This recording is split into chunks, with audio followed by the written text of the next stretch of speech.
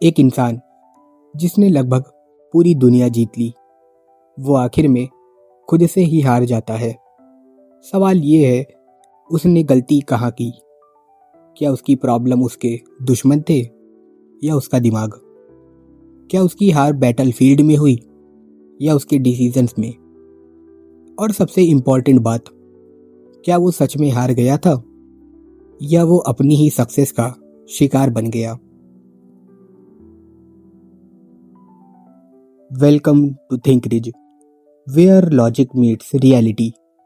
आज हम सिर्फ हिस्ट्री नहीं समझेंगे, आज हम एक ऐसे इंसान के माइंड को डिकोड करेंगे जिसके पास डिसिप्लिन भी था, वो जीनियस भी था, लेकिन एक चीज उसके पास सबसे ज्यादा थी, ego. A psychological breakdown of Napoleon Bonaparte character.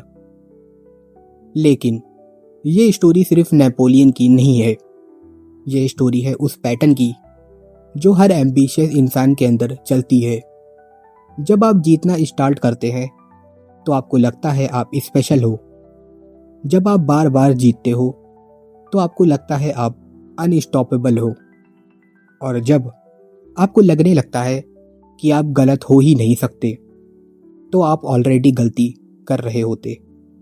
आज हम समझेंगे कैसे एक आउटसाइडर लड़का यूरोप का सबसे पावरफुल आदमी बन गया और कैसे वही आदमी अपनी ही साइकोलॉजी की वजह से स्लोली कोलैप्स कर गया।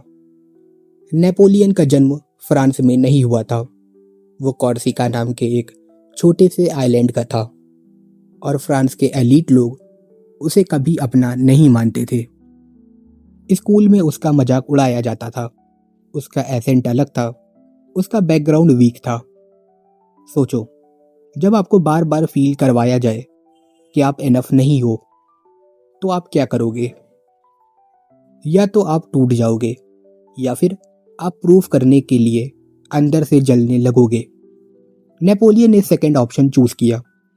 वो ज्यादा बोलता नहीं था, लेकिन ऑब्जर्व बहुत ज्यादा करता था। घंटों तक वो अकेले बैठकर पढ़ सकता था, हिस्ट्री, वॉरफेयर, स्ट्रेटजीज। वो सिर्फ अपनी नॉलेज नहीं ले रहा था, वो अपने दिमाग को ट्रेन कर रहा था। यहां से एक पैटर्न स्टार्ट होता है, इनसिक्योरिटी, ऑब्सेशन एंड मास्टरी। और धीरे धीरे वो एवरेज से डेंजरस बन गया। नेपोलियन का एक फेमस कोट है, impossible is a word to be found only in the dictionary of fools. सुनने में पावरफुल लगता है, लेकिन एक सेकंड रुक कर सोचिए, क्या ये कॉन्फिडेंस है या रियलिटी को इग्नोर करने की आदत? यही उसकी साइकोलॉजी का कोर था। वो सिर्फ बिलीव नहीं करता था, वो अपने बिलीव को रियलिटी बनाना चाहता था। जब वो आर्मी में आया तो उसने सिर्फ ऑर्डर्स फॉलो नहीं किए, उसने सिस्टम को समझा और फिर उसी सिस्टम को तोड़ दिया। उसकी सबसे बड़ी स्ट्रेंथ थी स्पीड ऑफ डिसीजन मेकिंग। जब दूसरे जनरल्स प्लान बना रहे होते थे, नेपोलियन ऑलरेडी मूव कर चुका होता था और यही उसको अलग बनाता था। एक बैटल में उसकी आर्मी छोटी थी, रिसोर्स कम थे, नॉर्मल जनरल वेट कर रहे थे, लेकिन नेपोलियन ने अटैक किया और जीत गया। फिर दोबारा रिस्क लिया, फिर जीत गया, फिर और फिर। और यहाँ एक डेंजरस इल्यूजन क्रिएट होता है, मैं गलत हो ही नहीं सकता। इसको साइकोलॉजी में कहते हैं द ओवर कॉन्फिडेंस बायस। जब वो पास्ट की सक्सेस फ्यूचर के रिस्क को छुपा देती है। अब आते हैं उस मोमेंट पर जहां नेपोलियन ने दुनिया को ये मैसेज दिया कि वो रूल्स फॉलो करने नहीं आया है, वो रूल्स बनाने आया है। ट्रेडिशन के हिसाब से पोप हमेशा राजा के सर पे क्राउन रखता है, लेकिन नेपोलियन ने क्या किया? उसने क्राउन उठाया और खुद अपने सर पर रख लिया। ये सिर्फ ईगो नहीं था, ये वो मैसेज था, एक स्टेटमेंट थी, अथॉरिटी मैं हूं, मुझे कोई डिफाइन नहीं करेगा। लेकिन प्रॉब्लम यहीं से स्टार्ट होती है। जब इंसान सब कुछ कंट्रोल करना चाहता है तो वो एक चीज़ को भूल जाता है, रियलिटी कंट्रोल नहीं होती। नेपोलियन की पर्सनल लाइफ भी इसी पैटर्न को फॉलो करती थी। जोसेफाइन, उसकी वाइफ, वो उससे बहुत प्यार करता था, लेटर्स लिखता था, इमोशनल और इंटेंस। लेकिन जब पावर और लेगेसी के बीच में वो आई तो उसने जोसेफाइन को छोड़ दिया। यहाँ एक पैटर्न क्लियर होता है, इमोशन एग्जिस्ट करते हैं लेकिन प्रायोरिटी ही पावर होती है। और ऐसे लोग ही बाहर से पावरफुल लगते हैं लेकिन अंदर से अनस्टेबल होते हैं। अब आते हैं उस डिसीजन पर जहाँ से सब कुछ टूट गया, रशिया इन्वेजन। सबने मना किया था, वेदर एक्सट्रीम था, डिस्टेंस ह्यूज, सप्लाई इम्पॉसिबल।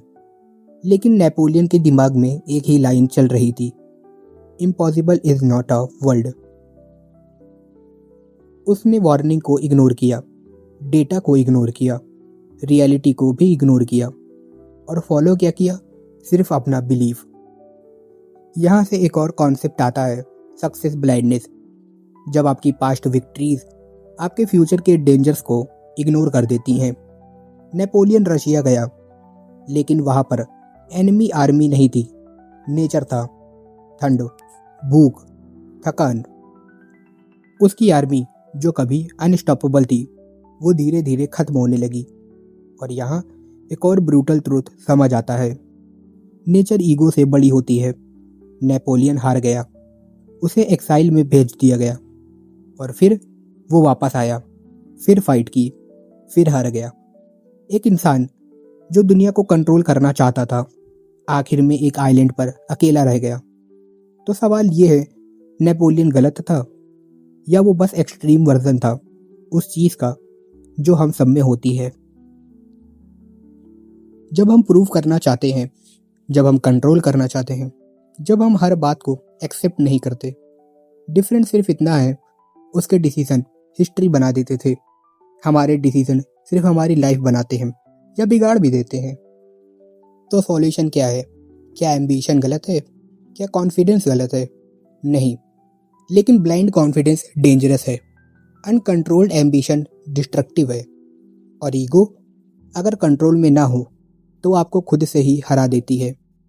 तो अगली बार जब आपको लगे कि आप अनस्टॉपेबल हो, एक सेकेंड रुकना और खुद से पूछना, क्या मैं सच में सही हूं या बस जीतने की आदत पड़ गई है। रिसर्च दिखाती है कि जब कोई इंसान ज्यादा पावर में रहता है तो उनके दिमाग का प्रीफ्रंटल कॉर्टेक्स, जो एम्पैथी और रिस्क असेसमेंट को कंट्रोल करता है, थोड़ा नम होने लगता है। नेपोलियन के साथ भी वही हुआ, उसके दिमाग ने रिस्क को प्रोसेस करना बंद कर दिया था। नेपोलियन का लॉजिक स्पीड था लेकिन रशिया की रियलिटी स्पेस थी। आप स्पीड से आर्मी को हरा सकते हैं लेकिन आप स्पीड से ज्योग्राफी को हरा नहीं सकते। लेकिन दोस्तों, नेपोलियन की असली हार वाटरलू या रशिया में नहीं हुई थी, उसकी असली हार उस दिन हुई जब उसने फीडबैक लूप को तोड़ दिया। एक लीडर तब तक जीनियस होता है जब तक वो अपने से छोटे लोगों की सही बात को सुनने की हिम्मत रखता है। नेपोलियन ने अपने जर्नल की वार्निंग को फूल्स की डिक्शनरी में डाल दिया था। लॉजिक हमें रास्ता दिखाता है लेकिन ईगो हमारी आंखों पर पट्टी बांध देता है। सक्सेस का नशा वही है जो आपको रियलिटी से दूर कर दे। दुनिया को जीतने निकलो, जरूर निकलो, लेकिन अपना कंपास, कंपैशन और रियलिटी हमेशा चेक करके निकलो, क्योंकि एंड में लाइफ आपकी इंटेंशन से नहीं, आपके डिसीजन से चेंज होती है। और सबसे बड़ी जीत दुनिया को जीतना नहीं होता, खुद को समझना होता है। अगर आपको ये वीडियो थोड़ी सी भी इंफॉर्मेटिव लगी हो, थोड़ी सी भी इंटरेस्टिंग लगी हो तो लाइक और सब्सक्राइब करना ना भूलें। और अगर आपके मन में ऐसा कोई इंटरेस्टिंग टॉपिक हो तो कमेंट में ज़रूर बताएं। आप देख रहे हैं Think Rich, where logic meets reality.